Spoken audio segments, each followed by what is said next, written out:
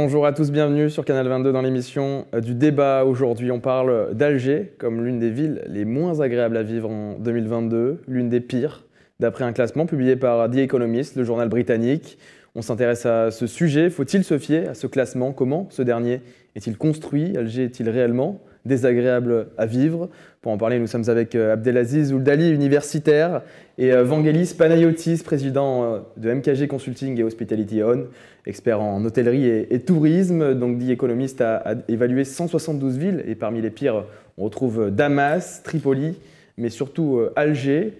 Abdelaziz Ouldali, êtes-vous surpris de voir cette ville si bas dans ce classement? Est-ce que Alger est désagréable à vivre? Alors, je commencerai par dire, ce n'est pas surprenant de voir ça dans un classement. D'abord, je tiens à vous remercier. Merci Mehdi, merci Canal 22. عام سعيد على الجزائر للجزائريات والجزائريين تنمير ثنون tous. Alors, quand je commence par dire que cela ne me surprend pas, parce qu'on est exigeant envers nous-mêmes et qu'il y a des faits qui dépassent les chiffres ou les études. C'est-à-dire, les gens sur place se rendent compte qu'il y a des espaces délabrés, un laisser-aller, la verdure n'est pas entretenue, le problème logistique et de ramassage des ordures, ça fait partie des évidences, d'une part. Maintenant, pour les infrastructures, peut-être qu'on n'est pas les moins bien lotis, globalement, au sens des routes, l'état des chaussées. Mais il se trouve qu'un constat qui me tient beaucoup à cœur, et je le signale, dans toutes les villes algériennes d'ailleurs, grandes, petites, moyennes, voire les villages, c'est le fait de trouver des chaussées qui ont été toutes refaites, mais où la chaussée a un niveau supérieur à celui du trottoir, c'est-à-dire que les caniveaux sont déformés. Sur ça, j'aurais à dire, parce que on commence par la critique, mais on ne fait pas que cela. Il y a la critique en soi-même est utile et nécessaire, mais ce n'est pas suffisant. Nous faisons aussi des propositions. Donc, en ce sens, je me sens obligé d'évoquer LFPA, donc la Fondation pour l'Algérie, organisation et en réseau que je représente. Et nous avons des propositions pour tout domaine, notamment sur celui-là, donc on sera très ciblé aujourd'hui par rapport à la considération. Ceci étant, donc je commence déjà à apporter des critiques. Un constat qui est factuel et qu'on retrouve non seulement à Alger, mais partout en Algérie. Donc la qualité du travail fait, où il y a eu l'investissement, mais ce n'était pas fait à niveau. Donc Alger est représentatif de l'Algérie? Alger est représentatif de l'Algérie et je dirais c'est pas la moins bien lotie. Ceci étant, comme on dit, dans les grandes villes, c'est là où il y a aussi la misère. Maintenant, c'est un peu un problème général et une étude, aussi sérieuse soit-elle, est contestable. Pour ce classement-là, on ne prend pas le classement comme tel, mais se retrouver parmi les dernières villes ou métropoles du monde, c'est quand même, ça doit interpeller les décideurs, ça doit interpeller les pouvoirs. Ce que je conteste dans ce genre d'études, de façon générale, il y a un flou sur les critères. Il y a... On va en parler justement des... D'accord, donc au lieu de développer, donc, il y a un certain nombre de remarques essentielles qui font relativiser ce genre de classement, comme dans tout domaine, donc y compris dans celui où il fait bon vivre. Maintenant, sur le classement lui-même, il est quand même essentiel de savoir de façon générique les critères qui ont été mis en avant. Parce qu'on peut parler de qualité de vie, on peut parler de sécurité, de santé, d'éducation, de loisirs, mais aussi de soleil, voilà. Donc il y a un certain nombre de critères qu'il faudra voir, mais pour revenir au flou, la partie floue, c'est non seulement les critères eux-mêmes, mais le sondage, la façon par laquelle les gens ont été sondés. Cela influe fortement sur le résultat et le classement. Mais se retrouver parmi les derniers, comme nous sommes exigeants envers nous-mêmes et que nous sommes force de proposition, il faut en tenir compte. Et comme on est force de proposition, je finis par cette phrase, c'est que on ne fait pas, on va pas se voiler la face. On est prêt à affronter ce qui est pour l'amélioration, mais comme tout est lié, pour moi, ça renvoie d'abord à la politique, pour être ensuite dans la politique de la ville, ou dans le tourisme, ou dans l'économie, ou dans la culture, et en fait dans tout champ. Voilà. Vous avez soulevé plusieurs points intéressants dans le point des critères. J'allais justement faire la passerelle avec Vangelis Panayotis. Ce classement a été construit à partir de 5 catégories: la culture, la santé, l'éducation, les infrastructures, le divertissement. Est-ce que ce genre de classement publié, donc là en l'occurrence par The Economist, est crédible d'après vous? Un classement, ça n'engage que ceux qui les font. C'est vrai que dans certains cas, les classements de ce type-là ont un rôle de soft power, d'influence. On l'a vu avec le classement de Shanghai dans l'éducation. On peut aussi en discuter longuement. Là, il y a un classement des villes où il fait bon vivre. Je ne pense pas qu'il est particulièrement tourné contre un tel ou pour un tel. Il représente une sélection de critères. À partir de ce moment-là, il y a toujours un angle subjectif. Pourquoi ces critères? Pourquoi pas d'autres? Globalement, il amène à se poser des questions, comme ça a été dit à juste titre, et plutôt de regarder qu'est-ce qu'on peut faire pour s'améliorer sur ces critères. Mais je ne pense pas que c'est un fait établi. Globalement, dans la vie, je crois qu'il faut avoir le courage de ne pas se laisser définir par les autres. Il faut se connaître soi-même, quelles sont nos vraies forces, quels sont nos axes d'amélioration. Il faut savoir aussi d'où on part. L'Algérie est un pays qui a une longue histoire, mais qui a une jeune organisation. Donc il y a encore beaucoup de choses qui doivent être faites, et la route est longue. Comme on dit, Rome ne s'est pas fait en un jour. Toutes les grandes villes ont aussi pris beaucoup de temps, sont passées par différentes étapes. On a vu aussi, après les grandes guerres mondiales, des villes entièrement rasées, qui se sont reconstruites. Donc voilà, je crois qu'il faut prendre le challenge pour ce qu'il est, et voir qu'est-ce qui peut être amélioré, et en même temps, ne pas se laisser forcément accabler par ça. C'est, je crois, une mauvaise communication, c'est sûr, d'être dans ce type de classement publié par un journal de référence du monde anglo-saxon.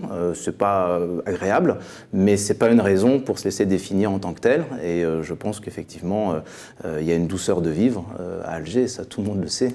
Et même s'il y a beaucoup de choses à faire en termes d'urbanisme, d'aménagement du territoire, probablement de réglementation, un peu de gouvernance, enfin voilà, tout ça. Mais c'est normal, ce sont les défauts de la jeunesse. Et donc il y a aussi les avantages de la jeunesse. Il y a toujours des axes aussi de progression. Quand on regarde le classement de The Economist, on a donc Damas, qui est la pire ville du monde en 2022, suivi par Lagos au Nigeria, Tripoli en Libye, et puis Alger en 4e position parmi les villes les moins agréables. Et puis derrière Alger, il y a des villes avec sensiblement de meilleurs résultats que la capitale algérienne. Il y a Téhéran, Karachi au Pakistan, Abdelaziz Ould Ali. Alger est au milieu de ces villes là que je viens de citer. Est-ce qu'elle est à sa place au vu de ses potentialités? Non, on n'a pas de complexe. Alger Alger la Blanche reste une belle grande ville, une métropole que quand les gens qui découvrent, et j'ai déjà eu ce genre de retour, ils sont émerveillés de voir Alger et dire là on est dans une vraie métropole, malgré le contexte. Maintenant, quand je dis sans complexe, mais nous affrontons parce qu'il suffit de peu sur certaines considérations. Il ne s'agit pas de demander des investissements de milliards, parce que pour les infrastructures, il y a énormément de pays, notamment européens, qui envieraient les infrastructures algériennes, mais qui ne sont pas entretenues, qui ne sont pas améliorées, qui ne sont pas fonctionnelles. Quand je parle de propositions, tenez, je vais d'abord sur ça, et bien sûr, je suivrai le flux de ce qui doit être, parce qu'on n'a pas les chiffres. Ça, c'est un problème de gouvernance. On n'a pas les chiffres pour préparer sérieusement et répondre à une telle étude. LFPA propose de matérialiser toutes les voies algériennes. Au sens, la moindre ruelle doit être ponctuée par le sens de circulation, le passage pour piétons. Et cette matérialisation, si elle se fait sur toute l'Algérie, elle changerait beaucoup de choses. Parce qu'elle appelle à l'organisation à réfléchir les flux et la circulation pour qu'il n'y ait pas d'encombrement et d'embouteillage et de perte de temps et de pollution. Il faut des études sérieuses, donc il faut auditer tout cela. Et c'est faisable, d'une part, donc par rapport à cette intelligence qui est la circulation, la fluidité et l'organisation. En parlant, puisque les infrastructures existent en quelque sorte. C'est pour ça que je commence par ce fait. Après, il y a beaucoup d'endroits, notamment, qui peuvent être très intéressants à valoriser, et on n'a pas besoin de beaucoup de bitume. Je propose, quand je dis je propose, à LFP, on l'a discuté, que par exemple, sur les chaussées que je citais, qui sont au-dessus du niveau de trottoir, ce qui est anormal, c'est de faire une commune pilote, sur laquelle on commence par une ou deux artères à remettre les choses à leur place, c'est-à-dire la chaussée retrouve son niveau avec le caniveau et le trottoir qui la dépasse. Il faut penser l'accessibilité aux handicapés. Je ne sais pas sur l'étude qui nous a mal classés, est-ce que c'est un critère qui a été pris en compte? Elle n'est pas renseignée en tout cas, après peut-être. C'est pas renseigné, mais justement pour dire notre sérieux, c'est-à-dire que l'Algérie portée par l'Algérie en mouvement, l'Algérie force de proposition, l'Algérie du hirak algérien, est porteuse de toutes les compétences sur toutes les dimensions, donc y compris affronter la réalité et être, non pas pour contredire ce qu'on ne peut pas cacher, ce qui est, mais d'apporter non seulement les corrections, et alors là, il faut imaginer qu'avec cette remise en place, en quelque sorte, fera que l'Algérie soit très loin du bas d'un classement. Surtout quand il s'agit, il y a eu combien, je ne sais pas combien il y a eu de pays concernés par cette étude. 172 villes. Sur 172 villes, alors quelle est leur taille à chacune, si c'est s'il s'agit de métropoles, si c'est principalement des capitales, en tout cas. Des capitales et de grandes villes, on dira, disons que c'est comme cela. Eh ben, il est, je pense, suffisamment, avec ce travail sérieux, qui n'est pas facile, mais qu'il faut faire, et que les compétences algériennes sont aptes à faire, et qu'il ne s'agit pas d'infrastructures. Il s'agit d'une gouvernance sérieuse, il s'agit d'un travail sérieux et déployé sur toutes les villes algériennes, à commencer bien sûr par la capitale, mais on n'oublie pas le moindre village, c'est-à-dire ça devient une étiquette, une marque de fabrique, c'est-à-dire ce basculement fera que Alger ne peut pas se classer au-delà, on va dire, en dessous de la médiane. Et je ne suis pas excessif parce qu'une telle ville a beaucoup de potentialités.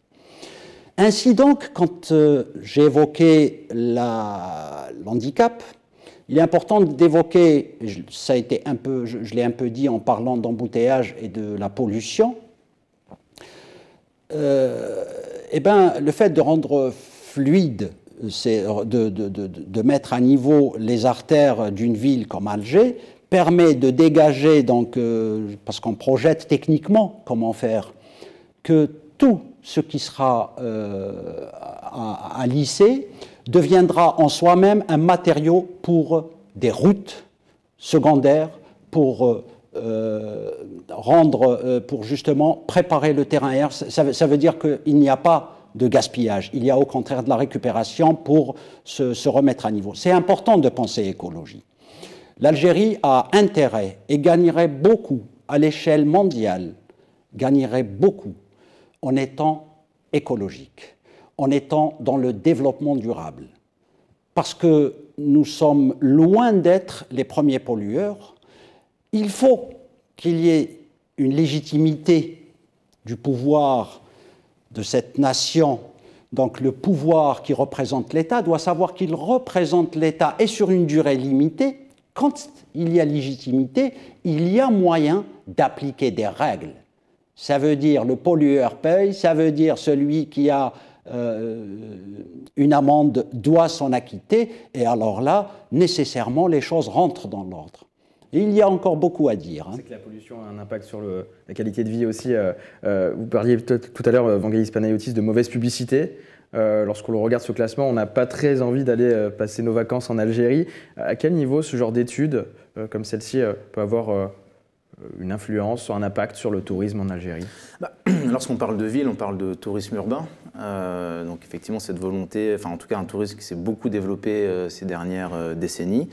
Une ville qu'on a envie de visiter, c'est une ville où il fait bon y vivre, où il y a une bonne animation au niveau culturel, de la jeunesse, où il y a des monuments à visiter, où la ville est propre, où on est en sécurité, où on peut se déplacer facilement, où il y a des restaurants sympathiques. Enfin voilà, en tout cas, là où il fait bon vivre, il fait bon visiter. Et donc c'est sûr que ce type de classement, on ne voit pas un message positif pour développer le tourisme urbain à Alger par rapport à d'autres villes qui pourraient être un peu plus haut dans le classement. Donc il y a une corrélation directe entre l'attractivité touristique d'une métropole et l'image que les gens s'en font de l'expérience et de la qualité de vie qu'on peut y avoir. Abdelaziz Ouldali, est-ce que ce type de classement, vous en parliez un peu tout à l'heure, tous les sujets sont liés, n'est pas symptomatique d'autres problèmes plus profonds en Algérie, de problèmes politiques? Vous avez des suggestions tout à l'heure, c'est ce que vous pensez? Déjà la gouvernance, moi je prends pour les critères, je pense que quand même il faut qu'il y ait une réponse, mais une réponse ne peut pas être juste formelle ou montrer certains atouts, certaines qualités de la ville qu'est Alger pour changer l'image que peut avoir un lecteur de cette étude et qui se dira « je ne veux pas me rendre à Alger ». Alors, d'abord, on peut analyser sur les critères avant de parler de tourisme, parce que pour moi, le tourisme, et je veux évoquer mon regard sur le tourisme en Algérie, parce qu'on ne manque pas, ce n'est pas les infrastructures au sens strict du terme qui importent. Même si leur nombre, il faut qu'il y ait quand même un minimum. Il faut rappeler que dans les années 70, quand on a eu les complexes touristiques, notamment Sidi Fredj, Zeralda, je dirais Club des Pins, mais mon sourire est un peu lié au fait que Club des Pins n'est pas un territoire accessible à tout le monde. Donc c'est ce genre de complexe, quand ça a été fait, la quasi-totalité des pays du tiers-monde n'avaient pas de complexe touristique de cette envergure. Mais j'étais désolé de voir bien après comment sont devenus ces complexes et le laisser-aller qui y règne. Ça veut dire que quand on dit on a des atouts, on a énormément d'atouts. Pour commencer, une première réponse, non pas pour couvrir ce qu'il en est, ou de répondre à la place du pouvoir, nous interpellons le pouvoir algérien. Nous sommes l'opposition. Il est important qu'il y ait transparence. Il est important qu'il y ait liberté d'expression. Donc vous me disiez, j'ai bien saisi le sens de votre question, Mehdi, c'est que les liens entre tout. Eh bien là, je suis en train de lier ça à la transparence, à la liberté de la presse, à la liberté d'expression, à la liberté universitaire et de compétences pour s'exprimer, à la liberté de l'opposition pour qu'il y ait alternance et de bien situer le pouvoir qui est pris pour une durée en toute légitimité et que ça tourne. L'État doit être représenté. Cette nation algérienne, si variée et si riche, de la taille d'un continent, avant de parler de tourisme, on parle d'habitabilité dans une ville. L'habitabilité, eh bien, figurez-vous que de toutes les façons, d'abord, il n'y a pas de sauvagerie. Les Algériens sont civilisés. Ils ont hérité ça depuis des millénaires. Hein. Le premier critère, c'est effectivement la qualité de vie, s'il fait bon vivre. Parce que tout le monde pense à la santé, à la sécurité. Et d'ailleurs, le rôle des services de l'ordre, c'est de maintenir l'ordre et de veiller à la sécurité des citoyens, des citadins. D'une part, donc sécurité, santé, l'éducation. Évidemment qu'il faut investir dans l'éducation, parce que c'est très important et les familles doivent être regardantes. Et normalement, Dans un pays qui a les moyens comme ce qu'il y a en Algérie, l'école a beaucoup à changer, mais ça fera l'objet d'une émission à elle seule.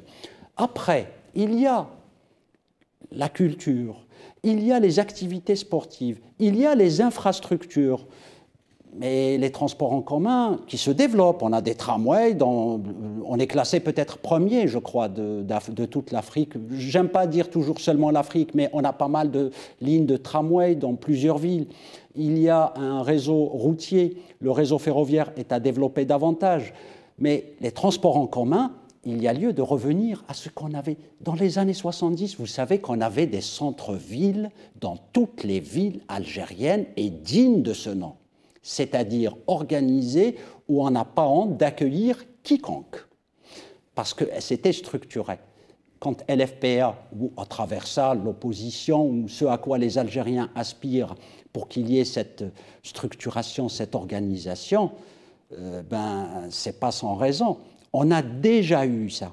Vous prenez une ville qui était petite dans les années 70, comme Boumerdès, c'était un joyau qui avait un centre-ville. Les centres-villes clochardisés, parce qu'il y a justement ce laisser-aller et on ne s'occupe que de projets fanfaronnants comptés en milliards. Ce que nous demandons, et c'est en ce sens que je dis, il s'agit moins d'infrastructures, parce que je veux bien voir en détail ce qui est dit sur les infrastructures, ce qui est dit sur la santé, effectivement. Pourtant, on a les compétences qui se trouvent à l'étranger, un peu partout dans le monde, et c'est le système de gouvernance en Algérie qui fait que ça ne va pas. Donc tout ça, c'est dans les critères. Je finis par rajouter des éléments pour inviter les faiseurs de ce genre d'études, la qualité de l'eau, l'ensoleillement.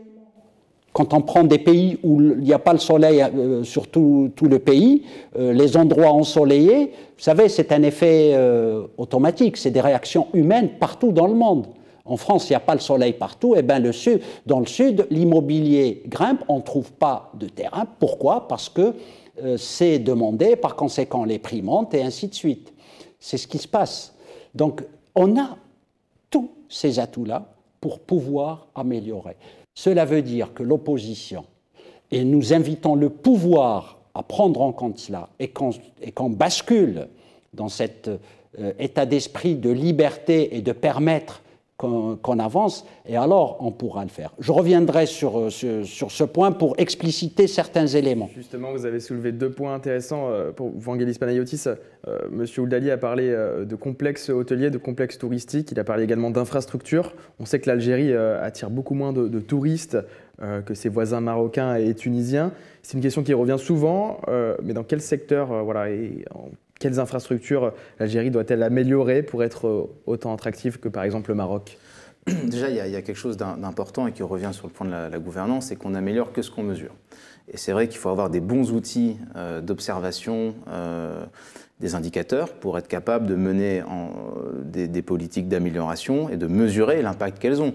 On peut trouver la bonne politique du premier coup, tant mieux, mais on a aussi le droit de se mettre dans l'action et d'améliorer les choses au fil de l'eau, de faire un constat de ce qui est fait, est-ce que ça a l'impact recherché, et puis sinon il faut l'amender, le faire évoluer. Donc c'est vraiment important de mesurer, on n'améliore que ce qu'on mesure. Ensuite, quand on regarde la situation de l'Algérie par rapport à ce classement, déjà je ne pense pas qu'il puisse y avoir une décorrélation totale entre le niveau de PIB, de production de richesse, et le classement de la capitale au niveau où il est, parce que quand on compare à d'autres pays, on ne compare pas ces choses-là. L'Algérie serait évidemment bien plus haut à l'intérieur.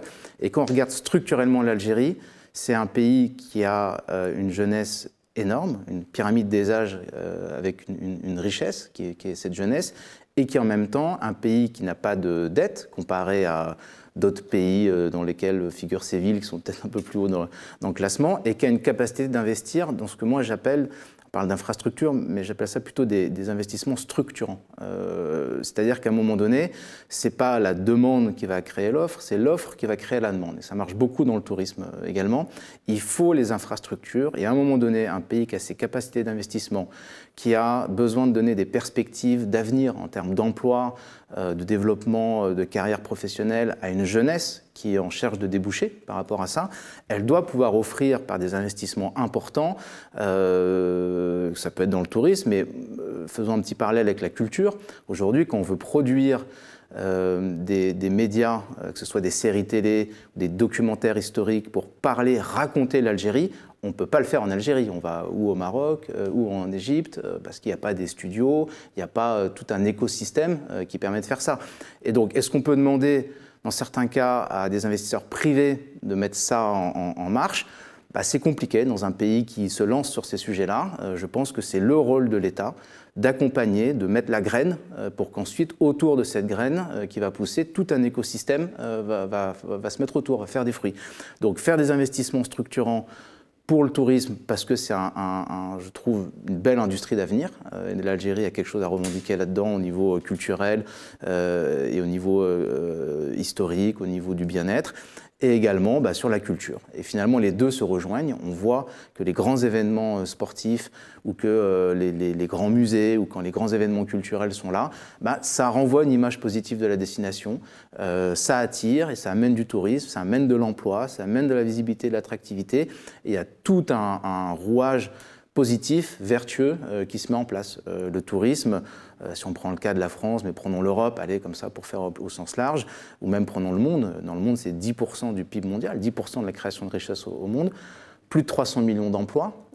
Qu'est-ce que revendique l'Algérie par rapport à ça? Et comment il veut amorcer ça? Parce que faire des transports en commun dans la ville, ça bénéficie aux habitants, mais aussi aux touristes. Faire des lieux culturels, ça bénéficie aux habitants, mais aussi aux touristes. Et voilà. Et donc finalement, on a une boucle qui est plutôt vertueuse par rapport à ça. Un cercle dont tout le monde pourrait bénéficier au final. Voilà ce que vous dites.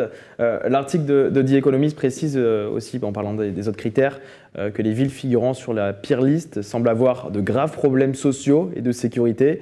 Par exemple, pour Damas, l'indice indique une agitation sociale, du terrorisme, du conflit qui touche la ville syrienne. Abdelaziz Ouldali, pour Alger, quels problèmes sociaux retrouve-t-on? Alors, vous avez vu comment le peuple algérien était pacifique pendant les marches du Hirak depuis 2019. Et je reviens toujours au Hirak parce qu'il faut bien que tout le monde entende que par le Hirak, les Algériens sont en mouvement justement, pour l'Algérie libre et démocratique, pour l'Algérie prospère, pour l'Algérie des valeurs universelles. Sur le tourisme, l'Algérie peut continuer d'avoir une particularité. Il ne s'agit pas d'être carré, fermé et de dire « nous, on ne fait pas de tourisme, on n'a pas besoin de ça, on a le pétrole ». Ça, c'est pas du tout la posture de LFPA, c'est pas du tout la posture de l'opposition, c'est pas du tout la posture de cette Algérie que nous souhaitons porteuse de valeurs universelles, et elle est riche d'histoire et de sites, notamment touristiques. Le peuple algérien qui s'est montré pacifique, et il n'y avait même pas un bris de glace pendant les manifestations, notamment sur Alger. Alors, il y a néanmoins à mesurer le chômage. Parce que le chômage et la précarité créent des conditions où il y a, comme à Paris, il y a beaucoup de vols et d'agressions physiques sur Paris. Plus que dans une petite ville, un village où il fait bon vivre, où tout le monde a son travail. Donc ça, c'est un peu ça paraît contradictoire, mais c'est des faits parce que c'est un tout à la fois. Paris, par exemple, parce que nous sommes à Paris, je cite l'exemple, parce que là, nous la vivons et nous voyons ce que c'est, est considérée comme deuxième plus belle ville de France. Vous savez, ça change aussi, ce genre de classement. Et pourtant, il y a que 10% de personnes qui disent vouloir habiter à Paris. En fait, entre vouloir et pouvoir, il y a beaucoup de choses aussi à dire. Mais sur l'Algérie et le tourisme, il y a quand même des infrastructures, il y a des choix politiques à faire. Nous n'avons pas à faire du tourisme, demander, comme par extraordinaire, à des multinationales de continuer d'ouvrir des hôtels, des chaînes d'hôtels, et qu'on vienne voir l'Algérie folklorique, les jeunes au chômage. Non, ce n'est pas comme ça que ça doit se passer. Nous aspirons à une Algérie en démocratie majeure, pays en voie de développement, mais en fait en développement où il y a une inflexion économique pour qu'il y ait ce changement. Parce qu'actuellement, ce qu'il en est avec ce pouvoir, et c'est une critique directe au pouvoir, aux tenants du pouvoir algérien. En économie, nous sommes dans une situation de concavité et de décroissance. Ça veut dire que c'est de mal en pis. L'idée de l'inflexion, qui s'obtient notamment par la crédibilité et par la légitimité à obtenir, cette inflexion fera que ça devienne convexe. Convexe, même s'il continue d'y avoir un peu de décroissance, parce qu'il faudra investir aussi, et ça c'est certain. Cette inflexion qui crée la convexité finira par être dans la croissance. C'est ça, décoller. Et ce sera une croissance à 2 chiffres. C'est malheureux que l'Algérie n'ait pas pu profiter depuis 2019, s'il y avait eu un basculement démocratique effectif, que ce soit une croissance à 2 chiffres. Sur les infrastructures, toujours. L'Algérie n'a pas à faire le modèle tunisien ou marocain, quand bien même nous considérons, vous savez que les Algériens considèrent les Tunisiens et les Marocains comme peuples frères. Mais situons bien les choses. Je n'ai pas besoin de me concerter avec la Tunisie, pays où les peuples sont d'accord, et il se trouve que les 2 pouvoirs qui ne sont pas démocratiques sont aussi d'accord. Donc je dis bien, je n'ai pas besoin de me concerter avec le Tunisien pour faire mon tourisme d'Algérien. Et c'est sincère, je le dis à un frère. Moi, je peux vous citer un exemple de proposition qu'on fait. Écoutez, si vous permettez, en 2 minutes. Je fais quand je dis je, permettez que c'est au nom de LFPA, de faire un jumelage entre la commune de Djanet, dans le sud algérien, avec une commune située à 1600 km de cette commune algérienne, avec une autre commune algérienne dans la wilaya d'Oran, la commune Ain el-Karma. Quand je fais ce jumelage, c'est pour que Djanet et les îles Habiba, pas très loin des îles espagnoles, hein, c'est les îles algériennes, patrimoine mondial de l'UNESCO, de faire un tourisme qui n'est pas celui de faire la fête et la pollution, un tourisme écologique, un tourisme où l'aviation solaire et les planeurs trouveraient leur place. Donc je vois dedans de la culture, de l'industrie, de l'emploi, du partage et de l'appel avec une réglementation bien sûr stricte parce que c'est des endroits protégés, classés par l'UNESCO. En parlant des îles algériennes, El Jazair, en parlant d'îles, allez à l'est, sur Annaba, vous avez l'île aux breloques.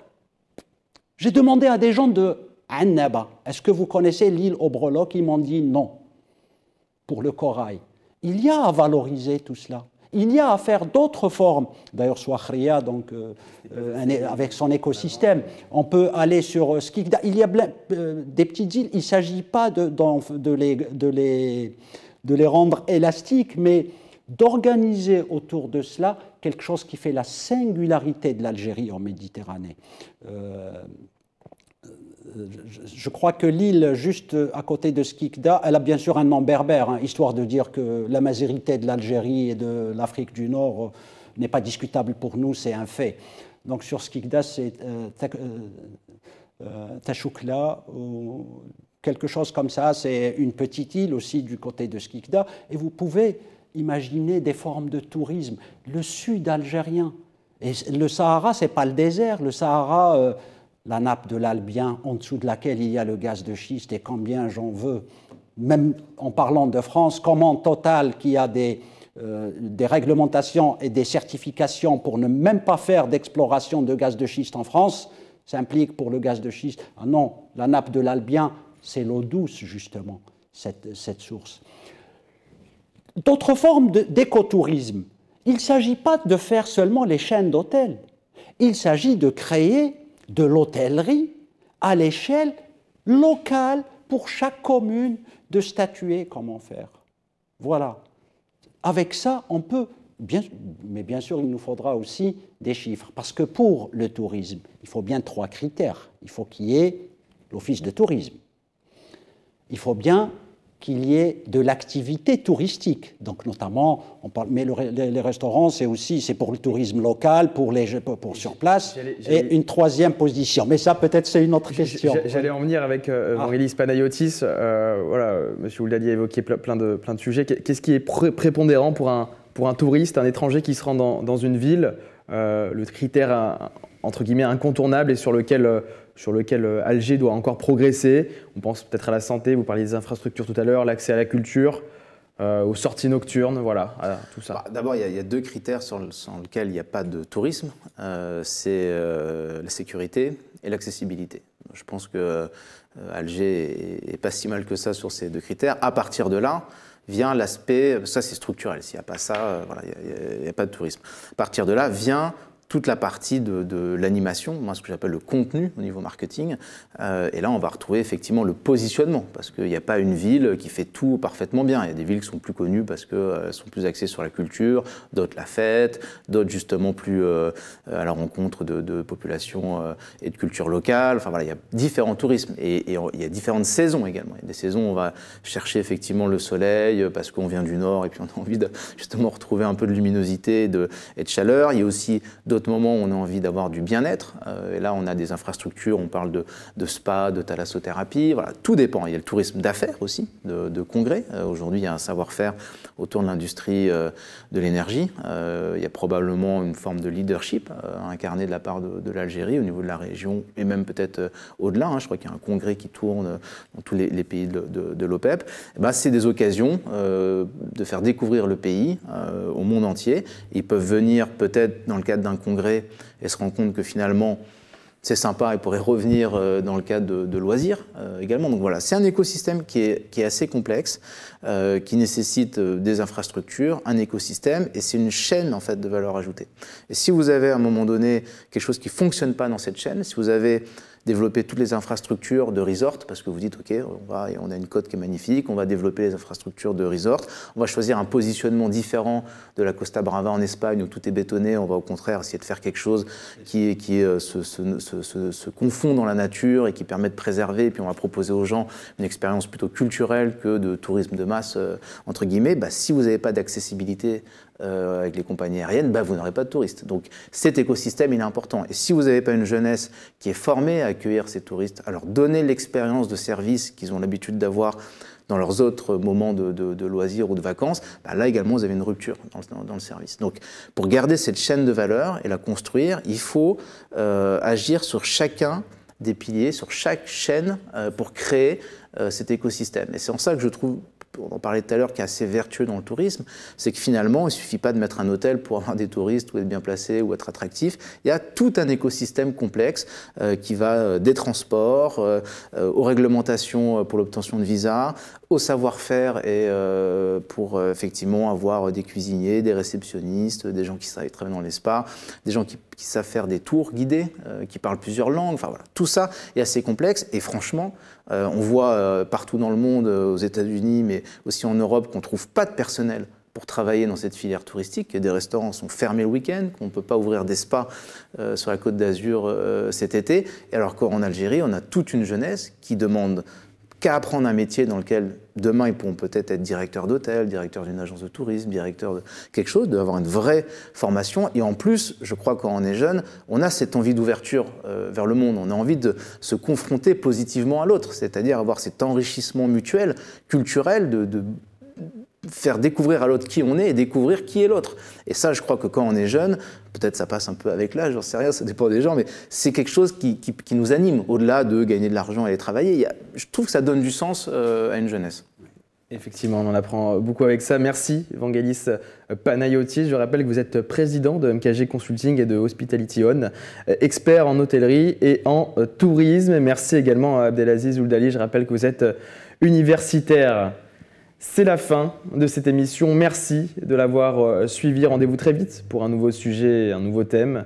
Merci de votre fidélité. Restez avec nous sur Canal 22.